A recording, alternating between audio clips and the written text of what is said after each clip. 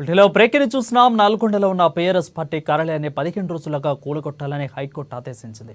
Party కార్యాలయాన్ని regular చేసే విధంగా మున్సిపల్ శాఖ అధికారులకు ఆదేశాలు ఇవ్వాలని హైకోర్టులో పిటిషన్ దాఖలైంది. ఇక పార్టీ కార్యాలయం కట్టిన తర్వాత ఏ రకంగా అనుమతిస్తారని హైకోర్టు ఈ పిటిషన్పై విచారణ సందర్భంగా సూటిగా ప్రశ్నించింది.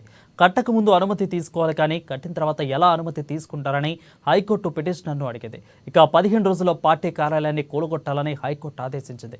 ₹1,00,000 నష్టపరిహారం పిఆర్ఎస్ పార్టీ చెల్లించాలని హైకోర్టు ఆదేశించింది.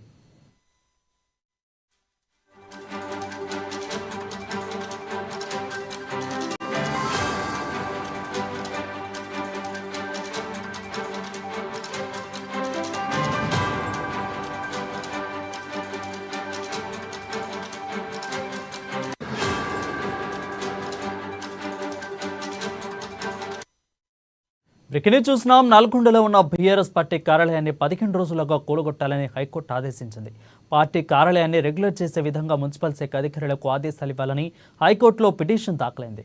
ఇక ఈ పార్టీ కార్యాలయం కట్టిన తర్వాత ఏ రకంగా అనుమతిస్తారని హైకోర్టు ఈ పిటిషన్పై విచారణ సందర్భంగా సూటిగా ప్రశ్నించింది. కట్టక ముందు అనుమతి తీసుకోవాలి, కానీ కట్టిన తర్వాత ఎలా అనుమతి తీసుకుంటారని హైకోర్టు పిటిషనర్ను అడిగింది.